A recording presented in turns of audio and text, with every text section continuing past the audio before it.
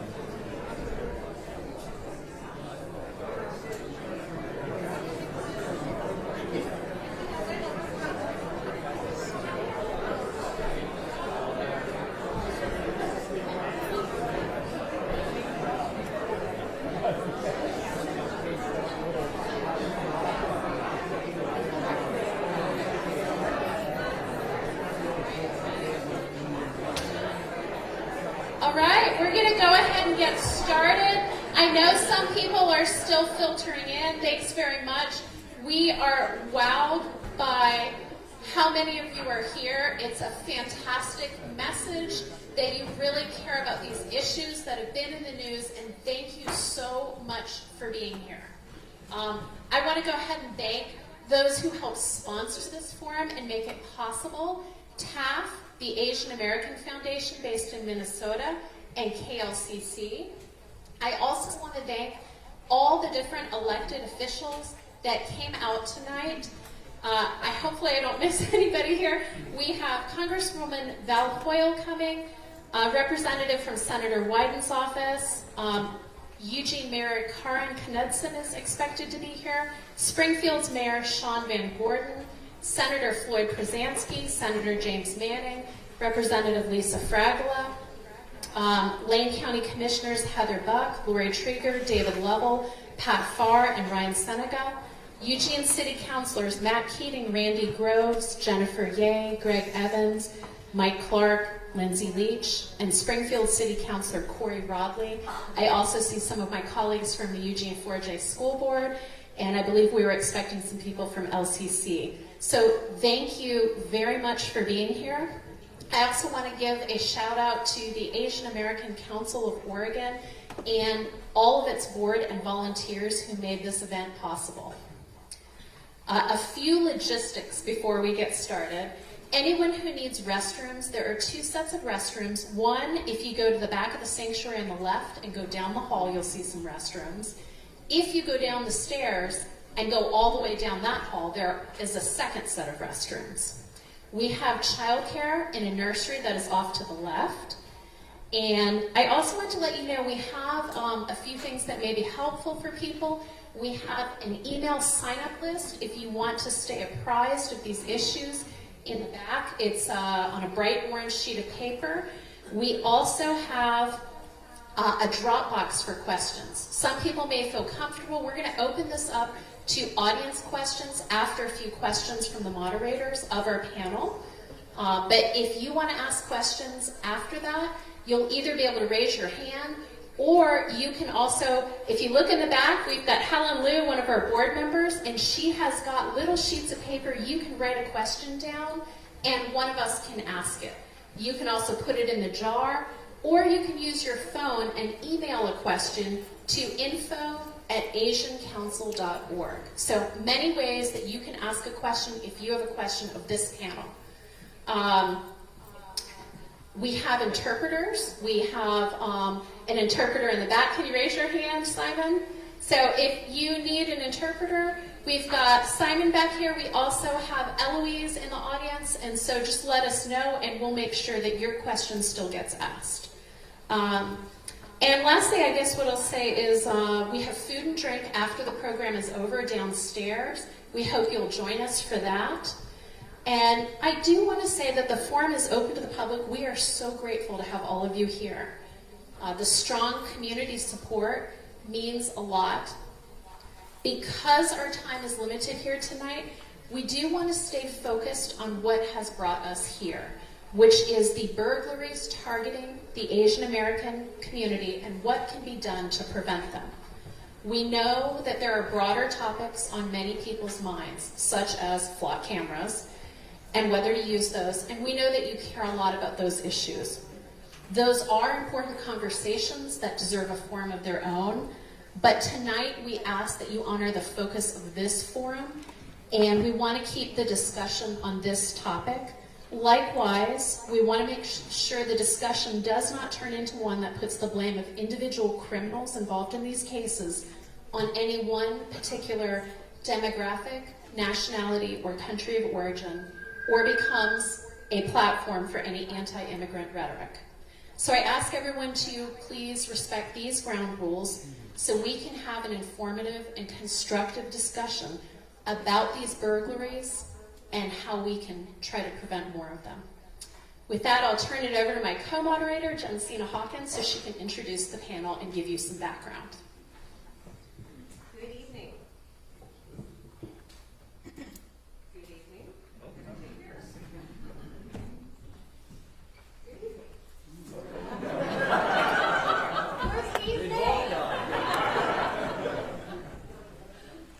Testing this one, testing that one. Go closer.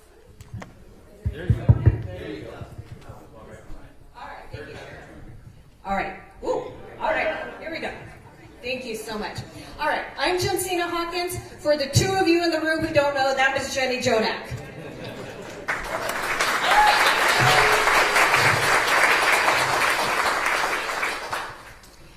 We are here because of the last 2 years of the international crime ring that has been targeting Asian households. So far that we know of, in the city of Eugene, there's been 22 homes of Asians broken into, burglarized, vandalized, people who are having a hard time sleeping in their beds because those beds have been disturbed by people breaking into their homes.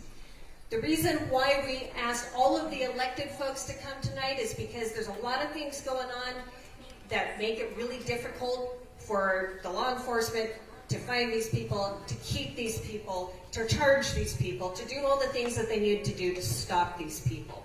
So a lot of what we need is support to make sure that once EPD, LCSO, SPD do their jobs, that there actually is some good things that happen afterwards. Tonight on our panel, we have a surprise for you. We have Sheriff Wilkerson. We were planning on having him, but I'm not sure if he offered or I shamelessly grumbled. It could have been either way. Obviously, we have Lane County District Attorney Christopher Perosa, who has been amazingly collaborative with the AAPI community. We have Eugene Police Chief Chris Skinner, who is probably going to get the majority of the questions and the pressure and the stress, but he's used to that from me because I used to be the chair of the police commission. And we have Springfield Police Chief Jamie Resch, who actually is the brand new Chief of Springfield. She came from Portland. My cousin is on the Portland Police Bureau. He says she is the best damn chief he's ever had.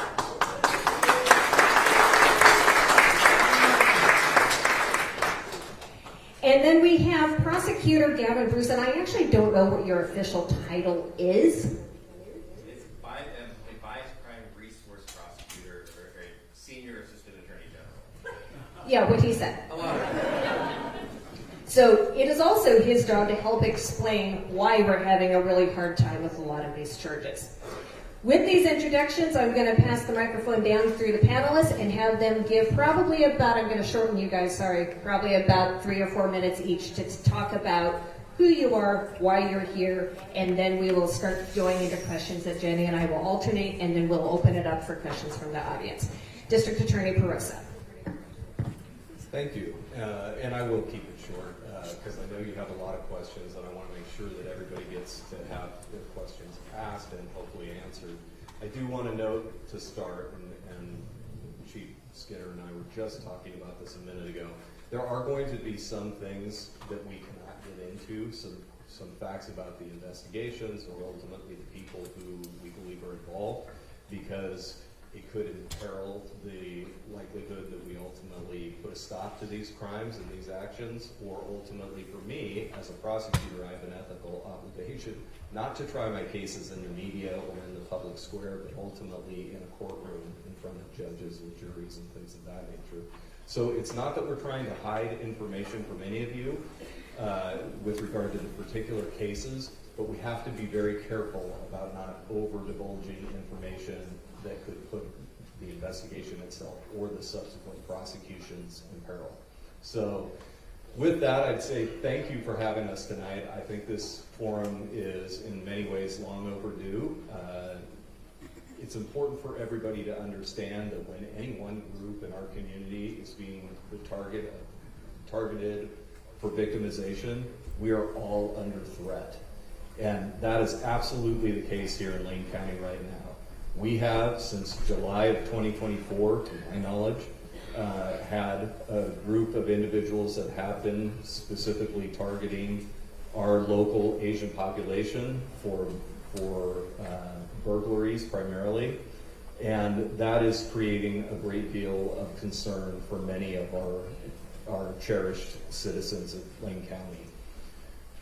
We are, as a law enforcement apparatus, all of our agencies together, working very hard with one another to ultimately address these issues.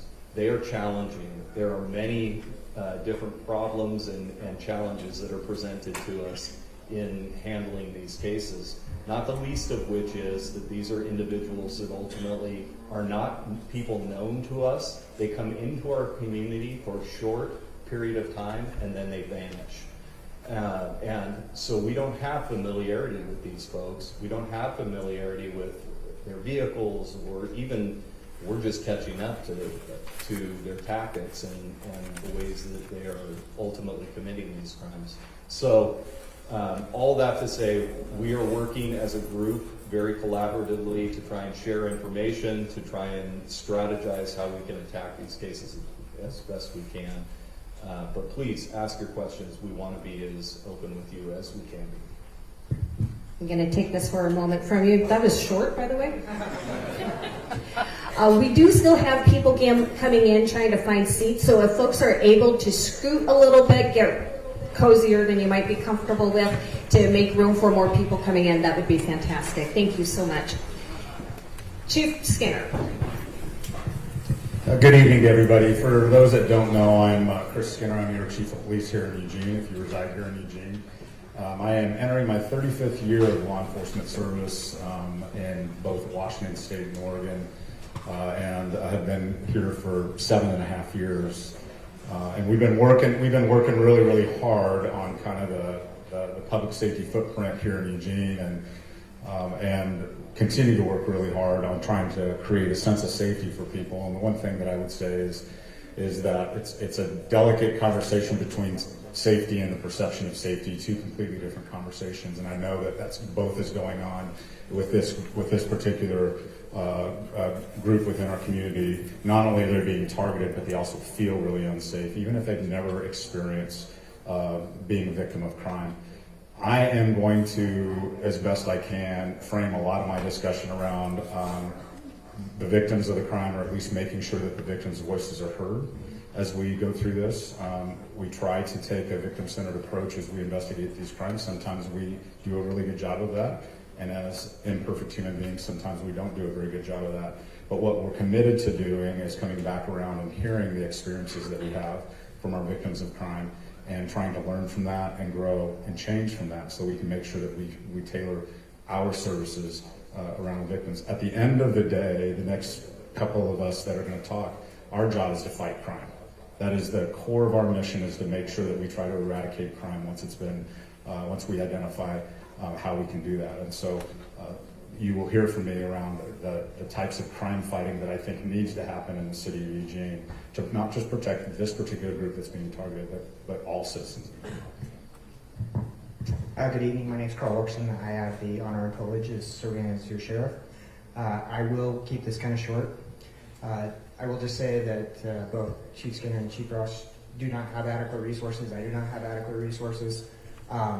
But We have always been very collaborative, and we have always done a really good job working together. I'm here to support them, as most of the cases involve their cities, and though we have had one that we're aware of where an individual family was targeted within the county. And I just want to say that we will do everything we can to support them and to share information with them and work with them to try to solve our case and help them solve theirs. So thank you for being here tonight. Good evening, Jamie Resch. I'm the Springfield Chief. Just prior to that, coming down, I've been down here for about 2.5 years. And prior to that, I did 25 years up with the city of Portland. I have kind of a twofold agenda for this evening. One is obviously to talk about what we're here to talk about, but also to put a face to SPD for those of you who have not had an opportunity to meet me or who have not had an opportunity to engage with a Springfield police officer, just because I know we're over here in Eugene. Another important aspect for me, for you all to know, is that as it's been mentioned, we do understand that while the three of us have jurisdictions, the people who are committing these crimes do not have jurisdictions. And they go in between our areas, and that's why it's so important that we work collaboratively, sharing information and using all of the tools that we have. So I thought it was very important that you see that, the vast majority of the agencies in this immediate area are here this evening. As you hear me talk, if you hear me say reported crime, I am using that term very intentionally. Hopefully I have the opportunity tonight to talk a little bit about how important it is that we know what is happening, and sometimes crimes go unreported for some very, very understandable reasons. But when I say reported crime, I'm speaking intentionally, and so hopefully we can talk a little bit about that. But I really appreciate you all being here this evening, and I look forward to tonight. Good evening. My name is Gavin Bruce. I'm the Oregon Department of Justice Bias Crime Resource Prosecutor. I've been in this position for just about 3 months, but I actually come from the U.S. Department of Justice, where I was in the U.S. Attorney's Office for 8.5 years, where I served as the Civil Rights Coordinator for the District of Oregon, prosecuting and investigating hate crimes across the state.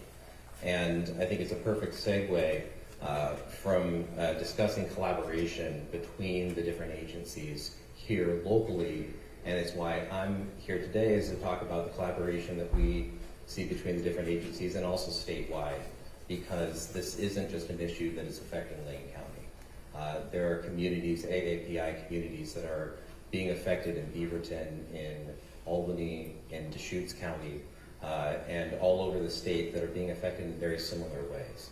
And so our job from the state is to try to be a resource to every local law enforcement agency, but also to try to be more of a global clearinghouse in an effort to try to combat this from a statewide perspective and to provide those resources from the state down to the local agencies that are really have the boots on the ground, that are trying to investigate and prosecute these cases. So in my current role as the Bias Crime Resource Prosecutor, I also have a lot of information on what types of crimes fit into bias crime and some of the difficulties that the local prosecutors and the local investigators have with bringing bias crime. So that's probably where I'll be talking a lot tonight about those difficulties and also some of the plans that we have to try to address those. So with that, I look forward to all of your questions.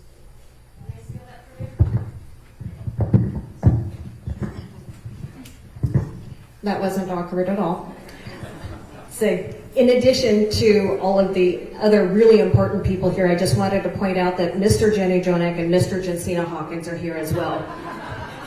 And they have been extremely patient for the last couple of months while Jenny got this wild idea and said, Jensina, why don't you help me with this? So, we appreciate them. First question, Chief Skinner. You knew it was going to be you. Please describe the investigative process that led to the apprehension of 7 suspects on October 9th. Thank you for the question. So we affectionately refer to this as our Skyline 7 that were arrested most recently. And investigators were working really, really hard to try to identify pieces of information that we could track down to help us focus on whether or not A, the suspects were still in our community, and B, if they were in our community, where were they? This particular group, part of the strategy is that before they commit burglaries, they have a jamming device that jams Wi-Fi, which then oftentimes shuts down surveillance video that's happening in your house. How many people have surveillance video that's anchored to their Wi-Fi? Most of us do. In one particular case, we had a piece of video, very granular piece of video, with a vehicle that we thought was a suspect vehicle. And honestly, we don't necessarily need to get into the AAPI discussion but I have to say that at that particular moment, it was a Wednesday afternoon. I was on a council meeting and a work session talking about the values of AAPI technology when we got our first hit on the vehicle that we were looking for. And how we leveraged the technology is we didn't have a plate. We had a really good description of the car. We were able to put the description in the car into the AAPI technology, and the AAPI technology started giving us options for that vehicle, and we were able to identify the suspect vehicle with a California plate after vetting a couple of vehicles that were similar in nature, but we found the perfect match. We found the suspect vehicle with the plate. Once we had the plate, the AAPI technology was just invaluable. I'm sitting in the council meeting. We get our first hit on AAPI, and I honestly, if I could have you see what happened next, an entire detective division who was watching the council presentation, to include our special investigation unit, goes running out of the office, hitting their cars. We had almost immediately 15 to 20 police officers scouring the areas looking for the car. Long story short, we were able to vector in on an area that we thought the vehicle was at. All of our patrol staff was driving up and down streets looking for this vehicle, found the vehicle at a residence, recognized that the residence was an Airbnb. We quickly pulled back and started our surveillance, did our surveillance. I'm not going to talk about a specific tactic we used, but we started our surveillance, and we were able to follow that vehicle up through the communities of Corvallis, Albany, Salem, sat down the street while they committed a burglary in Salem, alerted Salem PD to that, so that's solved for them. Followed them back to Eugene, and what we were trying to find out is with the stolen equipment, were they dropping it somewhere else other than the house they were staying at? So a stash house or a safe house. We were able to write search warrants as a result of all of that information, and ultimately serve those search warrants, and we'll be able to make those 7 arrests. But it was from noon on Wednesday of that day, for the next 36 hours, the EPD detectives worked every single hour for those 36 hours till we served that search warrant on those individuals, and were able to arrest those 7 individuals. And what was so disheartening is as we now know, it's just one wave of many, and unfortunately maybe future waves that we have to try and pay attention to. But in that particular case, the turning point for us was identifying the vehicle and identifying the location for the vehicle.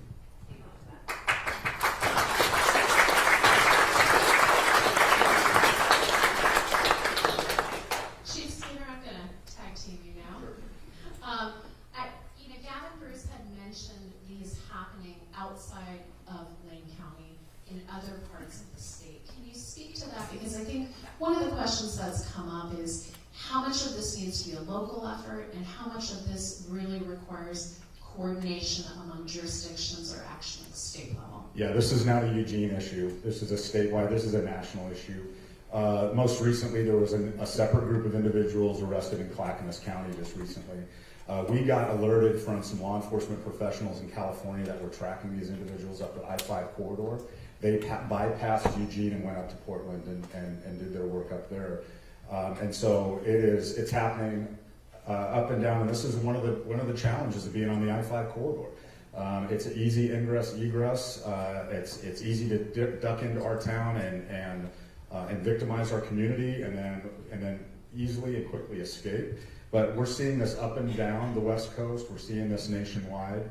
I honestly believe that this personally is a very organized ring of individuals, well-financed, that are coming together somewhere in our country. I have a sense of where that is. I'm not sure I should share that, but I have a sense of where that is.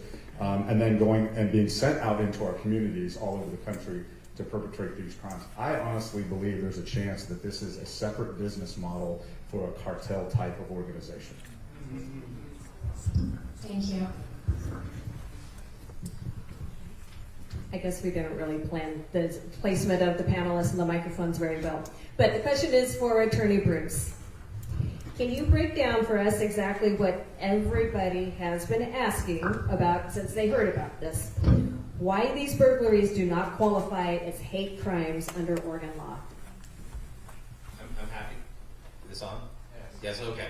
I'm certainly happy to do that. So, Oregon law classifies hate crimes as bias crimes. There's bias crime 1 and a bias crime 2. A bias crime, tampering or interfering with property or property crimes fall under a bias crime 2. And a bias crime 2, in order to meet the requirements of that statute, you have to show that an individual tampered or interfered with property, inconveniencing the individual, and did so because of the individual's protected class. There are 2 very difficult issues that prosecutors attempt to address in these prosecutions. And the first is really the threshold question that is going to be the most difficult, which is theft tampering and interfering with property? When these statutes were passed for criminal mischief, which is the precursor to the bias crime 2, when the statutes were passed in the 1970s, the legislature stated that criminal mischief is not about thievery. It's about interfering or tampering with property, such as breaking a window, such as breaking a fence, or such as, let's say, harming a window or breaking a window at a temple. It's that type of action. Because it doesn't relate to theft, then the bias crimes are very difficult just to get over that initial hurdle. Now, we have not seen, and I guess we've been addressing this now just for the last few years, and we're now looking at whether there are legislative fixes so that we can include theft based on an individual's, based on or because of an individual's protected characteristics, whether that can then qualify as a bias crime. We've been in discussions with the legislature, with some of the senators here tonight, about how we can make those changes. The second difficult hurdle that we have with prosecuting these crimes as bias crimes is the because of element of the bias crime, which is we have to show that the defendant targeted the individual and tampered and interfered with the property as is currently written because of, in this case, the individual's national origin.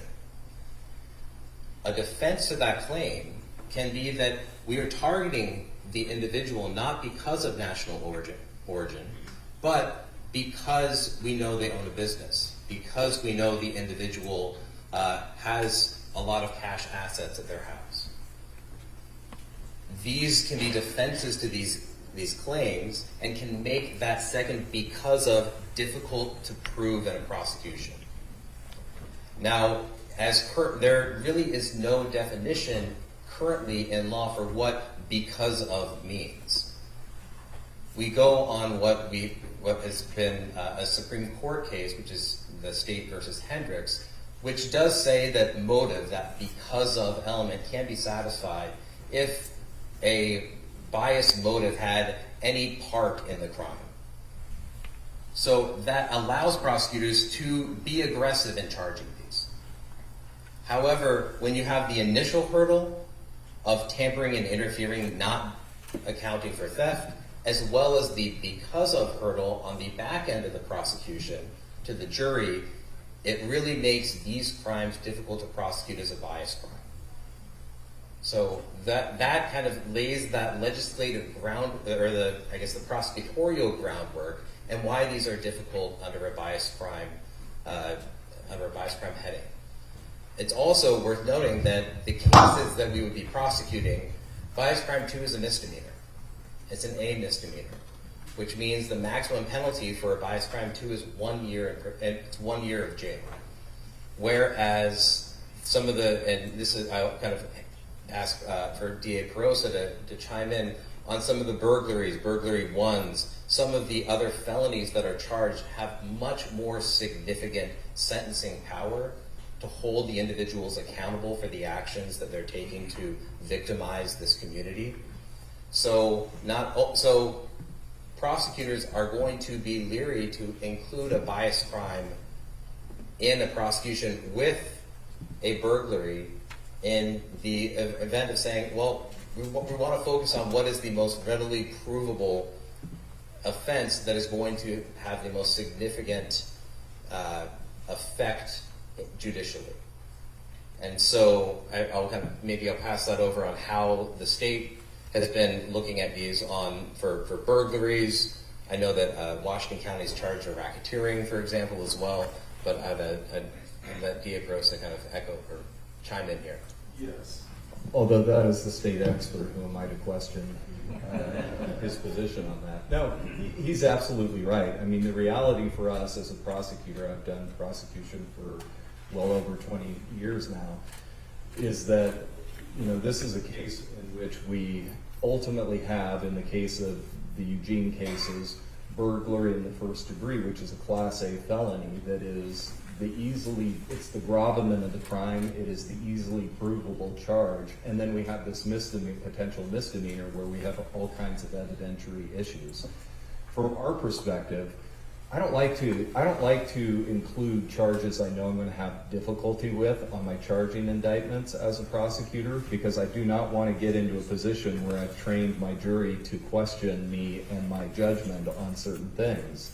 So if I have a great charge like burglary in the first degree, and it is the more serious charge, and the charge that ultimately is going to carry with it, you know, the penalty that I'm hoping to see imposed in a case, I'm not going to weigh it down with a charge that I think I'm going to have struggle with, either proving or ultimately having the jury question my judgment in bringing the charge because it doesn't actually fit very well.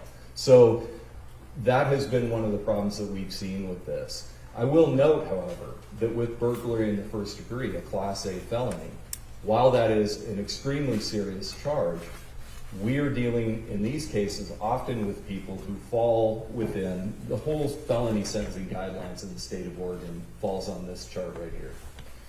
And with burglary in the first degree, where there isn't either physical injury or threat of this physical injury during the commission of the crime, or the dwelling wasn't occupied at the time in which they entered with the intent to commit theft or some other crime, it's only a crime seriousness level 7 offense. And because these individuals are folks that we do not have criminal records on, they qualify as an I on our felony sentencing guidelines. So when you follow this chart and you look what a 7 I's presumptive sentence is on the felony sentencing guidelines, it falls below the threshold in the state to ultimately have the presumptive prison case. It is presumed to get probation. What we're hoping to see is the potential for maybe aggravating, some kind of an allegation of aggravating factor that we could file with these charges that would automatically qualify these people for a potential prison sentence as opposed to probation. That's what we're hoping to see out of this. We've begun to have discussions already with Senator Przonski, who's here today. He understands, and many in our legislature understand the problems we have. And I'm hopeful that we can get something done on this here in the near future.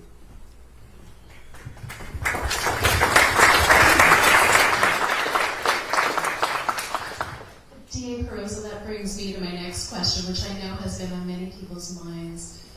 There's been some frustration that, you know, it's so hard to investigate and arrest perpetrators. You get them, but there's difficulty holding them.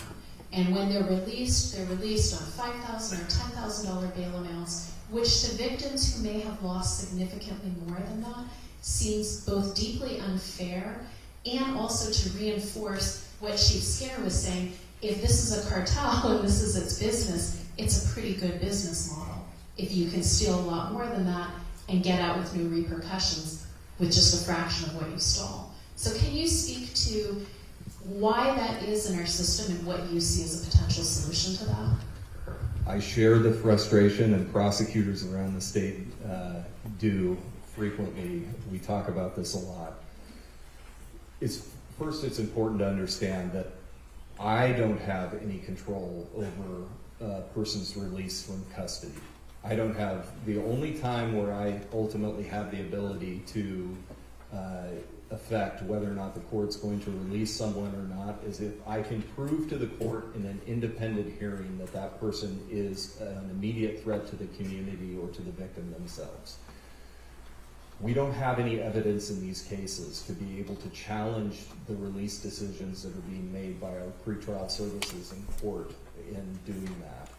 I should also note that the sheriff who runs our county jail has no control over who gets released by pretrial services. So he is not to blame for this problem that we have either. What we have is, and maybe I should take a step back, that when the criminal justice reform movement came into being, there was a move to ultimately change some things about the way we hold people pre-trial in the state. It was a well-intentioned movement that ultimately didn't probably foresee the collateral consequences of the decisions they ultimately made. What they did was they constructed a system wherein initially the Chief Justice was assigned to categorize every crime into 3 different buckets. The first bucket are pretty much low-level crimes where a person is automatically eligible for release from custody on their own recognizance. The second series of crimes, or a little bit more serious crimes, are those that ultimately are eligible basically for immediate release on either a conditional release, meaning that there are some terms that would be put in place for community protection and or protection of the victim, or they can have bail set before arraignment even. And so they're subject to a release once again before arraignment. And then there's a third set, which are those that are serious enough that we will hold those folks, but only until the arraignment point. And then from there, they are entitled to have bail set without consideration to a large degree as to willingness to pay and everything. So it was an effort to make the whole system more equitable, specifically so that poor people weren't disadvantaged over wealthier people in making bail. Well-intentioned, right? The problem is that everyone in the state of Oregon is entitled to bail now. And in these cases, when you compare these very motivated, targeted types of cases against your garden variety burglary case, $100,000 in your garden variety run-of-the-mill burglary case would be a sufficient amount of bail for most cases, because most of those involve people who do not have the money to post $10,000 of cash to the court to be released. Because this is a well-funded, highly organized crime syndicate that we are dealing with, these people can get their hands on, if you set the bail, as was recently happened with the 7 folks at, what do you call them, the Skyline 7. They all had bail set at $100,000. Well, guess what? Their organization, or I'm assuming their organization, was able to provide $10,000, 10% of the bail set, to achieve their release. And the frustration, from my perspective, as we saw in cases involving prior AAPI burglary individuals, was that they immediately flee our state once released, and often will make their way back to wherever they're from. And getting us through the process of extradition, if we catch them, can be a challenge as well, as we saw in those original cases from July of 2024. So we need to have a mechanism by which we can better assess whether or not a person is either a risk to the community or is a serious risk of flight, which these folks all are. And in those cases, we have to have an ability, a stronger mechanism to potentially hold those people so that we can hold them accountable for the crimes they're committing to our community members here in Lane County. Just to be clear really quickly, when you say 100,000 bail, It's $10,000 they have to put up. Is there any security or collateral for the other $90,000? No.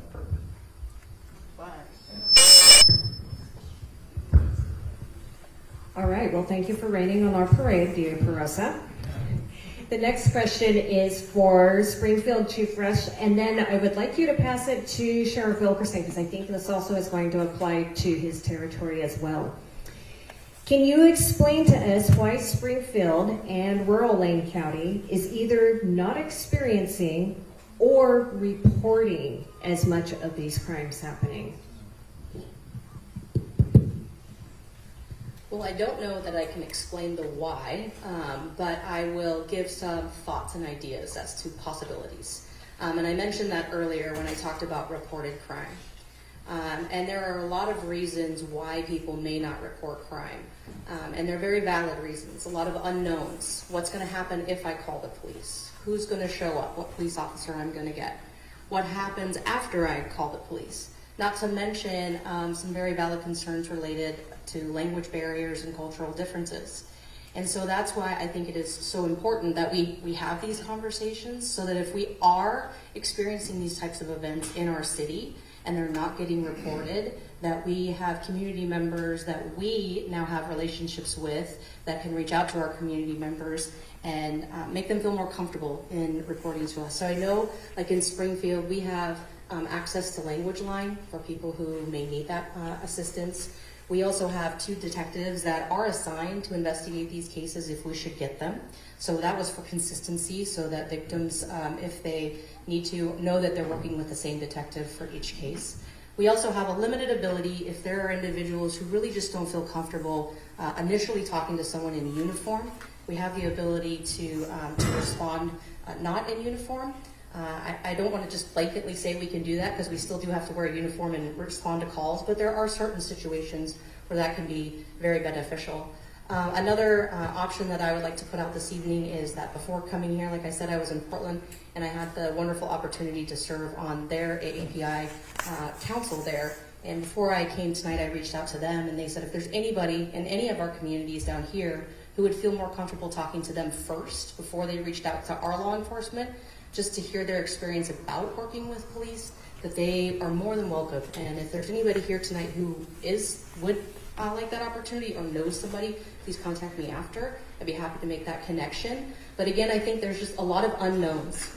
And if we can work to reduce or eliminate some of those unknowns, then if there are things that are happening in Springfield or Lane County that aren't being reported, hopefully we can hear that. Because one of the things that I want to really stress tonight is the importance of knowing all of the information. Chief Skinner talked about how important and how detailed and how long these investigations can take. And I explained it like this. It's like writing a book. The police departments have to write a book. DA Perosa's DAs then have to tell that story. And if we don't have every page of the book, it's very difficult to tell that story in court that ends in a successful prosecution. So that's why I really stress knowing everything that's going on in our communities and finding ways that we can do that. Thank you. And before I kind of answer that question, I actually want to give a pat on the back to Chief Skinner and his crew. I don't know if everybody recognizes the amount of police work that was done and the incredible police work that was done. And I, as a sheriff, am extremely proud of the work they did. So thank you.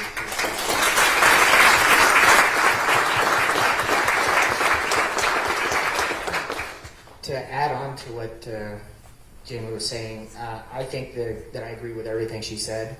I also think there's a little bit of a difference in the county and the fact that over the course of the years we have, because we've been so under-resourced, we have conditioned a lot of people not to call us.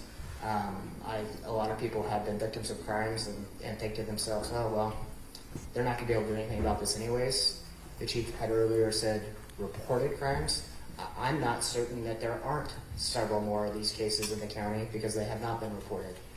One of the things I've talked about in the past is that if we somehow miraculously got sufficient funding to put out a reasonable patrol force in the county, one weird thing might actually happen is, statistically speaking, crime may really go up because people will get trained then to call and report their victimization. And it would take some time for that spike that to level out so that you can actually have real statistical data on where we're at. But in the county, unfortunately, the people have just been trained to deal with the loss and deal with the fear, and I hope that we can help, as James said, build the trust to get a hold of us, and I know that her contacts would probably be willing to help us do all the same things. So, thank you.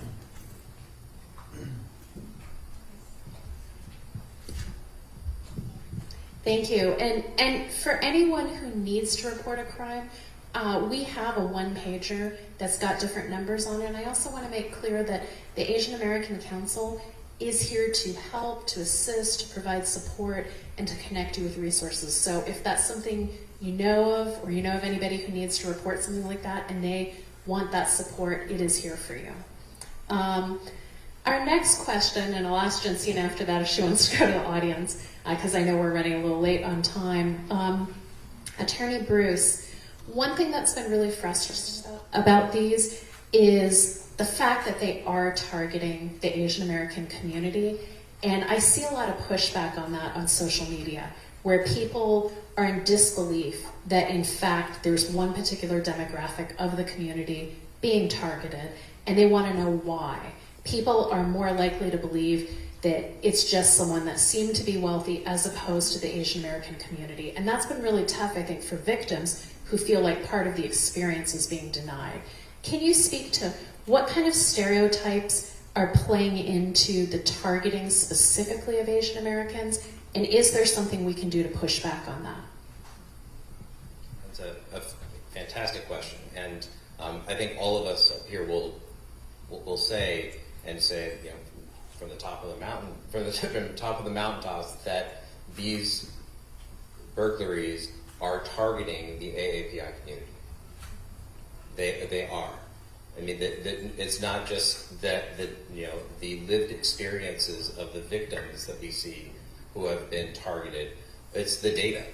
The data is showing that these are the communities that are being targeted.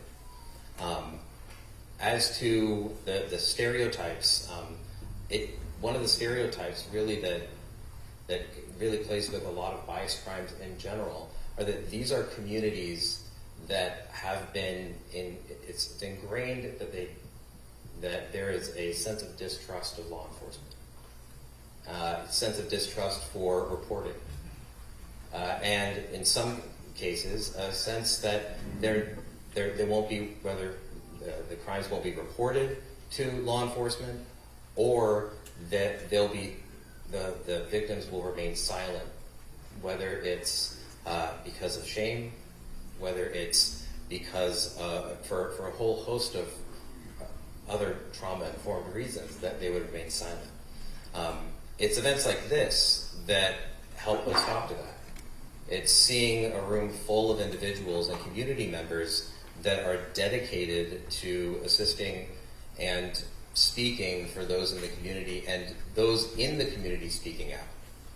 And so the more events and the more events like this, the more we stand up as a community and say that these crimes are targeting a protected class. These crimes are targeting vulnerable individuals in our communities, and that we're not going to stand for it. And we're going to put the resources, not only of our local law enforcement, but our state law enforcement, into these cases. Then that's what we hopefully do, is then we have the resources to investigate and prosecute, as well as the message that that's what we're going to do, that we're going to prosecute. We're going to hold these individuals accountable in a court of law, not just with an indictment and release, but through trial, through prison, through restitution, and through a victim-centered approach to an investigation and prosecution that will bring accountability and hopefully some sense of closure to the victims. So I think this is the type of event that is going to help change that narrative.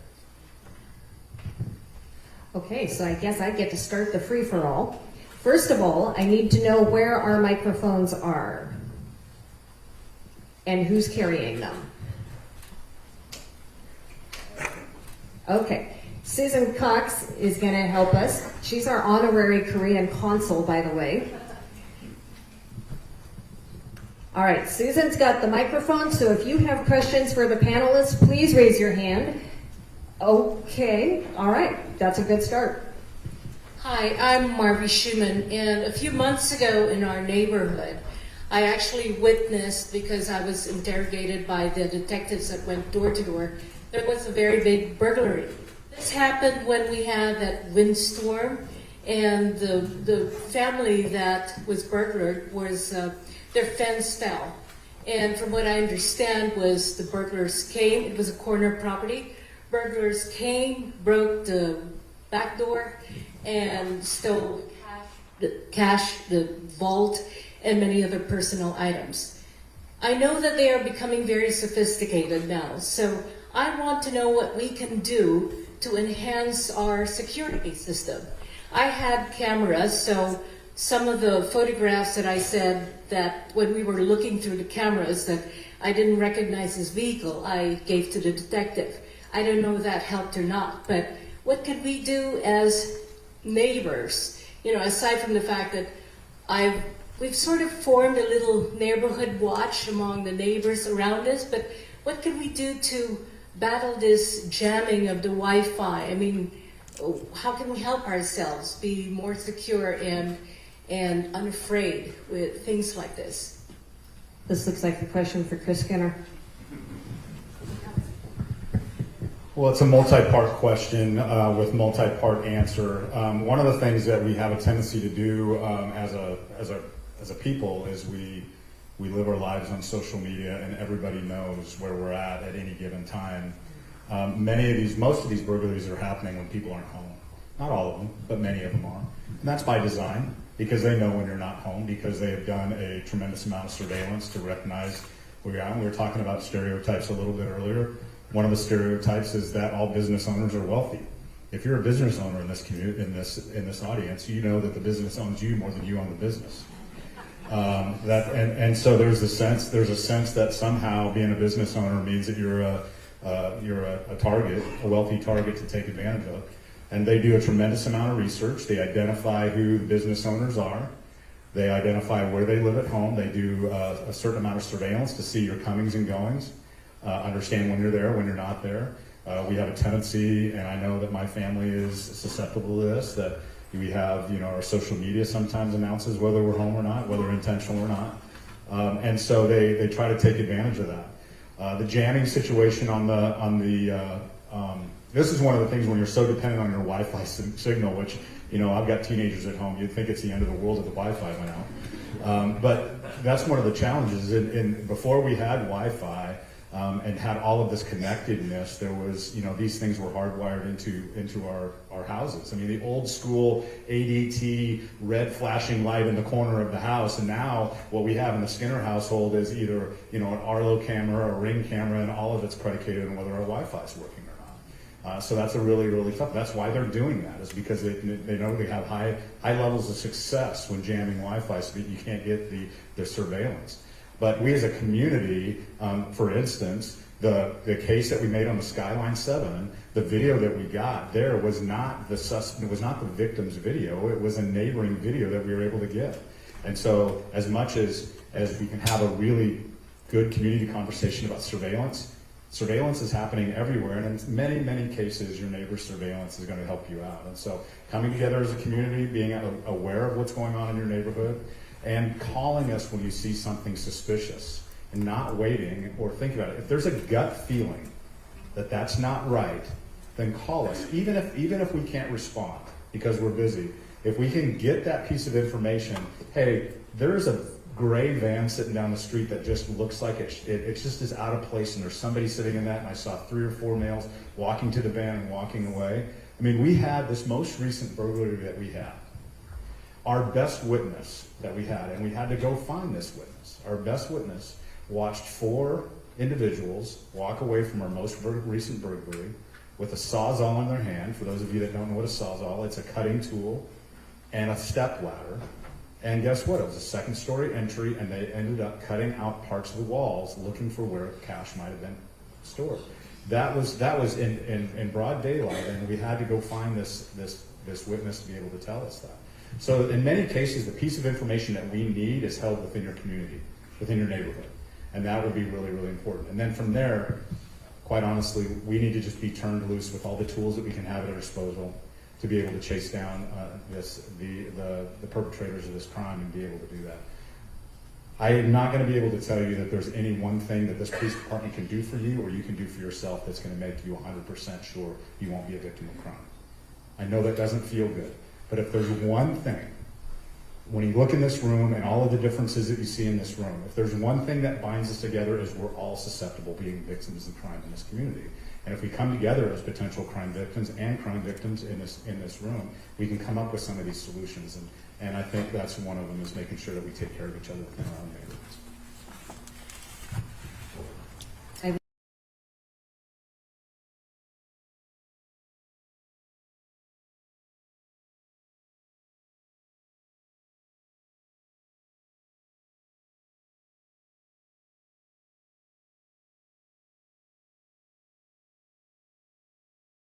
First, to get some statistical information about the burglaries. So, of all the burglary cases in 2024 and 25, how many targeted Asian families? And also, of all the victims, how many actually retrieved the stolen items? Can you give us some information about the overall picture before we talk about particular cases? Yeah, we have the lion's share of that work, so I'm not gonna, and I'll make sure I get your contact information so I can give you that. So when you think about, we have to look at the totality of it. We're talking about 2 years or a year and a half's worth of burglary cases. I don't know the percentage of those that have been specifically Asian American members of our community, but I can get that information for you through crime analytics. We have that. I would say anecdotally, in very rare cases do people get back what has been burglarized, in very rare cases, especially when you're talking about cash, money, jewelry. Those things are very easily sold off or disposed of. The Skyline 7, we were able to recover some because it was so quickly, we were so quickly able to apprehend them after they had done some burglaries, so some of that had been returned. But unfortunately, in very rare cases, do you get everything back that was stolen.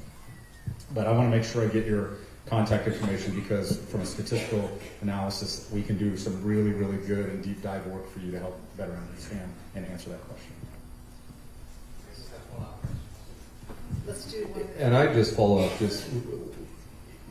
it's probably, frankly, a low number. We have a lot of burglaries in this community. That's a reality, but it doesn't make those crimes less impactful.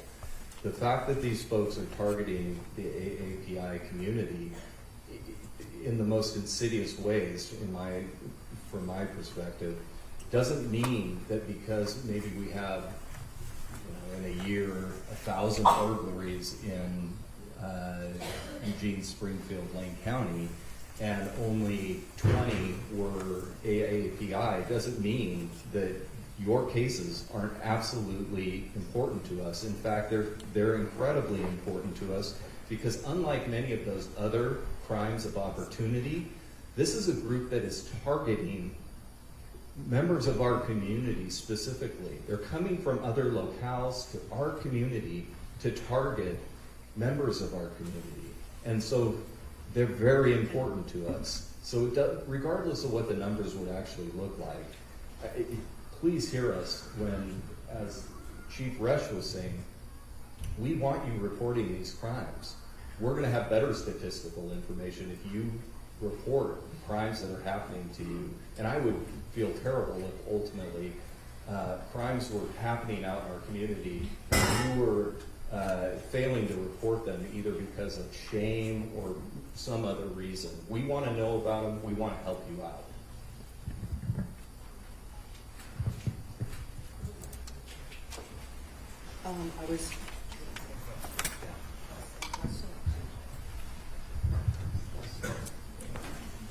And Helen, let us know if we get any questions either online or in the written jar.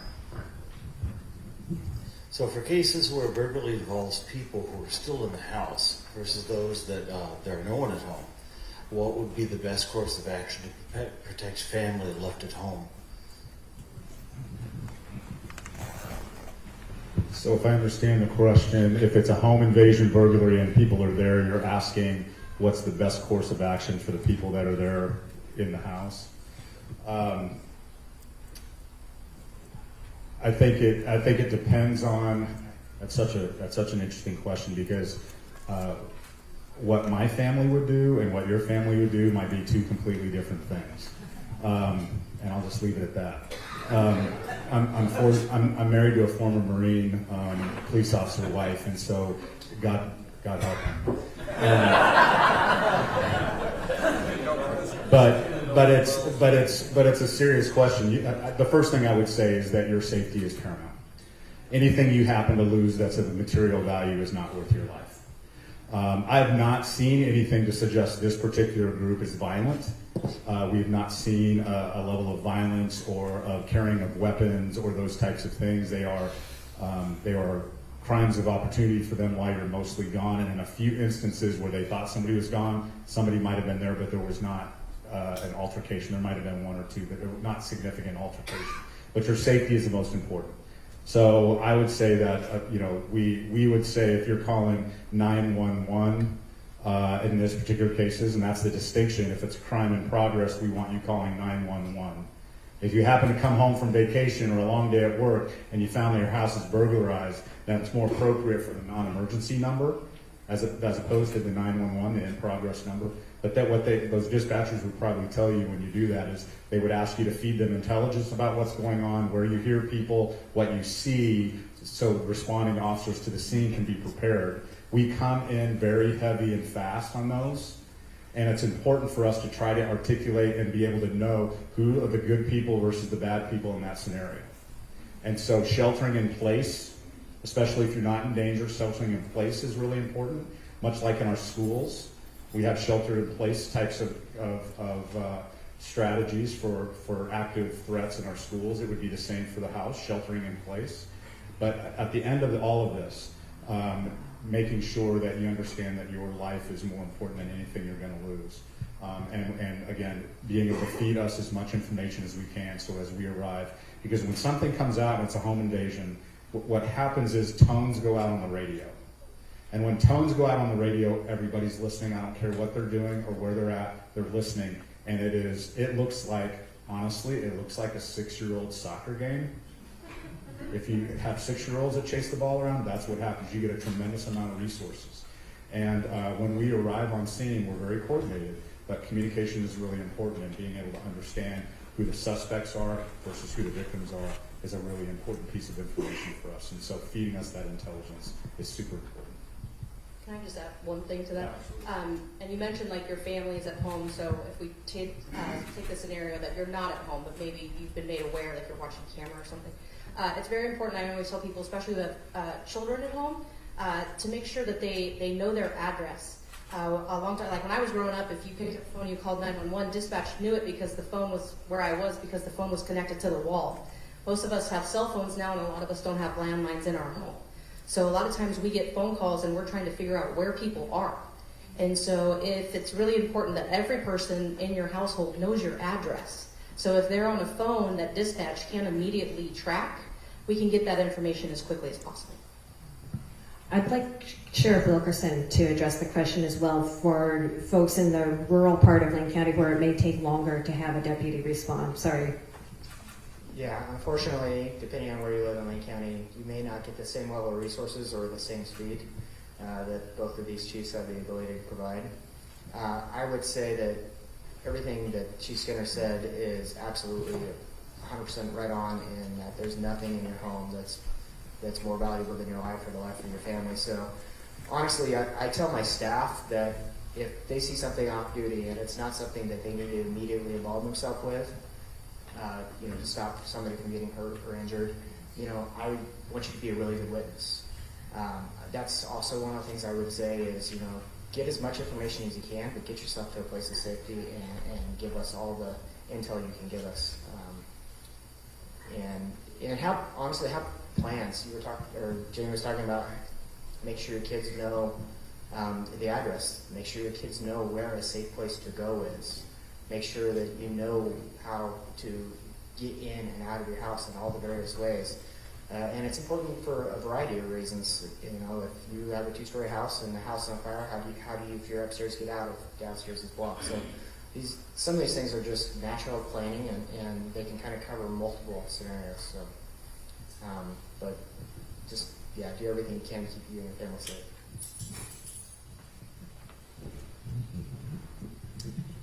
Oh, hi, my name is Brenda Proctor. I have 3 questions, but they're going to be short. So my first one is, I'm from the Portland area, and in Gresham they have an app called My Gresham app, and it's really wonderful, and I was wondering if you have that down here. And what it is that if there's something that you know of, you can take a picture, you send it, it goes to the police department. They will not call you because it may be something that they're working on, a case or something. But it was wonderful. It is a wonderful. Can I just pick one of these off at a time just so that we can do that? So what you're talking about is an app that was started here in Eugene, and Gresham can thank us for that. It is our online reporting solution, which is called MyPD Connect, which allows people to report, upload video and pictures, and can report these types of crimes, especially these what we call cold crimes. They're not crimes in progress or cold crimes, but we do have that here in Eugene, for at least the Eugene PD jurisdiction, called MyPD Connect. You can also choose to, with a scheduling app, schedule a virtual meeting with a community service officer to discuss your case if you'd like to as well. So it's kind of like doing virtual or telehealth. So there's a variety of things that we can do with that. It's MyPD Connect. Okay, thank you. So my second question is, so I was told, not from anybody down here, from someone who was raised in Montana, is that she was saying that the cartel is going into rural communities, making themselves like locals and then recruiting people. Are we seeing that here in these counties and then maybe possibly Oregon? I don't know that I can say that I've seen what you just described, but I can certainly tell you that I have a team of folks who investigate organized crime. And the cartels are in Wayne County, and they're not just your traditional Central American cartels. There is a variety of them, but organized crime, and it is in our community. What I've seen mostly is they come, they do their business, they leave, but anything can lead to anything else if we are not paying attention. Okay. So my last question. I know we want the police and everybody to help us, and we appreciate all that you do, your service and everything, so thank you for that. But what can we as citizens do to help protect ourselves, our communities, and to help you? I think that was hit on earlier that probably the best thing that we can do is be really good neighbors. I mean, we have gotten into a society where we don't know our neighbors, we don't talk to our neighbors, we don't pay attention to the comings and goings of our neighbors. I mean, neighbors first is probably going to be the best thing, and then being good witnesses, providing information when we're investigating, being unsuspicious when we're asking about your ring cameras or your various things that can help us prove cases. And I know that Chris has got something to say, so I'll turn it over to him. Well, Chris has always got something to say. That's a problem. Yeah, no, I'm not an elected official, even though I sound like one. For purposes of this particular conversation, what I would say is you got to advocate for each other. The victims in this crime are not great about advocating for themselves. We have some that are very good at advocating for themselves. But mostly, when we start thinking about the different community groups that we deal with, some of our marginalized community groups or underrepresented community groups, they just aren't great about advocating for themselves sometimes. And so we need to have meetings like this so that we give them the sense of empowerment to advocate for themselves, or find somebody that can advocate on their behalf so that we can have that conversation. Because to, I think, all of our points, we can go down the list. It's not just these burglaries. You can go down the list of a variety of groups of individuals that underreport crime for a variety of reasons. Everything from distrust of law enforcement to the language barrier to embarrassment. It doesn't matter what the reason is. The point is they get underreported. And so how they get reported is making sure that you, as a fellow community member, wrap your arms around them and encourage them to do that, accompany them, and give them a different experience with law enforcement. You know, we can never build trust in a community if people aren't willing to put themselves out there a little bit and give us a chance to prove them wrong. You know, it's like building a relationship. Let us prove you wrong about how we can try and meet your needs. And sometimes that's scary, but sometimes the way that happens is through a tremendous amount of advocacy from the community that's trying to support them. Just a couple of specific examples. Not only call us, but call us back. So when we have a burglary or something happens in a neighborhood, I have officers and detectives who will go out and canvass. And a lot of times people aren't home or they're asleep and they don't answer their door. We leave a lot of cards. We do not get a lot of calls. So if a detective or an officer leaves a card on your door, please call us back and inquire. You may not know that your neighbor's house was broken into, but you may have evidence that's critical to us. And Chief Skinner touched on this about our social media. A lot of people post, I'm on vacation in Hawaii next week, gonna have a great time. I wouldn't suggest doing that, especially when people have the ability to so easily look, and a lot of people don't keep their social media private. Another thing is we all talk about we have cameras. Have you actually looked at what your cameras see? We get a lot of video of the top of people's heads because we put them up high so that people can't get them, and then I look at the top of everybody's head that walks around. So it's very important that when you place your cameras and you do certain things, you actually take the time to look at it. When you're looking out, you know, you're at work and you're like, oh, I got a hit on my Ring camera that somebody's at my front door. 99% of the time there's nobody at your front door. Mine is the flag that flies in front of it. But I'm not paying attention to if somebody walks up to my front door, can I actually see their face? And that's the important part. So there's little things like that that you can do.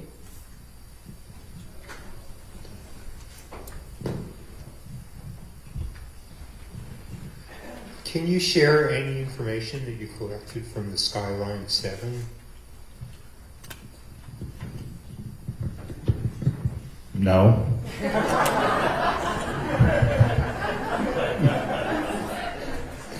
You know, we're hoping to prosecute these guys if we can find them again. I mean, honestly, aren't we?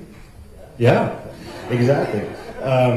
You know, I think what we've learned, what I would say is what we've learned from that group is it's rinse and repeat as far as method of operation. So what it's done is it's reinforced every time we do one of these things. It helps us get a little bit more precise and focused on what we're looking for. In this particular case, it was pizza delivery ruse to do the surveillance. It's not always the pizza delivery, but it's oftentimes delivery of something that they're showing up as. So those are the types of pieces of information we get. The jamming of the signals we got, we found that out in July of 24. We saw it again in the Skyline 7. We followed them all over Corvallis and Albany and up to Salem. Same stuff, same things happen up there. So while I can't talk about the details of the case, because we certainly don't want to do that, what I can say is that we're gathering intelligence each time, and we're getting better and better at this. And with the right tools, we can do this. You've heard me say that a few times. I'm trying not to get too political here. But with the right tools, we're able to be able to apprehend people a whole lot quicker than we have been in the past. And they're sharing the information. That's the part that I've been so impressed with Chris and all of their teams, is ultimately there's a collective of detectives from around the country who are speaking to one another about what they're seeing, how the operation is changing over time, so that everybody is keeping apprised of what the new tricks that this group is using, which is fantastic. So kudos to your team for sharing out information with those other agencies. And I will say that sharing has extended to our federal government as well. FBI, we spent the day after the Skyline 7 arrest, we spent about 2 hours on the phone with about 30 different detectives, to include an assistant U.S. attorney as well as a local FBI. So we're starting to see more involvement, more interest from our federal investigative and law enforcement partners that have the ability to reach across state lines, and quite honestly are wanting to really focus in on specifically the wire fraud aspect of this work. is money getting wired back somewhere across state lines, and that's really the threshold they're hoping to be able to prove so that they can really throw some federal resources at us. I think we have time for one more question. One of the questions that I had was about the trust, and one of the things that we're seeing on social media is things aren't being monitored the way that we feel that they should be in the AAPI committee. Definitely I'll be posting some further information so people know where some resources are, like PD Connect and Language Line Services, which a lot of people were unaware of. So I think that's great to help with the underreporting. But one of the things that we are seeing is some sources, such as the Eugene Police Department social media, there's a lot of talk, but nobody's monitoring these talks. So they just stay up there, and they're making people angry. What are we going to do about that? So I'd have to better understand, are you saying that we post like a press release or something like that, and then you have a comment section on that? Yes, the community members. Yeah, we can't pull that down, unfortunately. That's not, I mean, there's some free speech implications of that, and we are not liberty to censor those individuals. Our social media, like many law enforcement social media, has never been decided. We can certainly turn comments off, and we're happy to do that, but actually pulling certain comments and out, we either need to turn them all off or turn them all on. But most social media in law enforcement is not designed to have a back and forth discussion, because what happens is then people start to report crime on social media, and that's not the way we want people reporting crime. So in this case, some of the hurtful comments that we see, what we could do is we could be a little bit more sensitive to whether or not there's starting to be a volume of those, and then just turn comments off. But as far as picking out individual ones, it makes it really, really tough for us.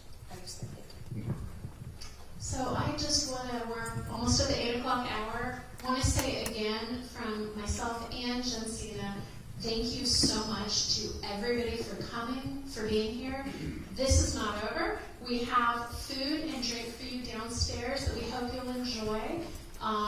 You can mingle if you have other questions. Everybody here is going to stay for a while, so you can ask more questions. You can talk to each other, get to know the other people here, and thank you again so much for being here.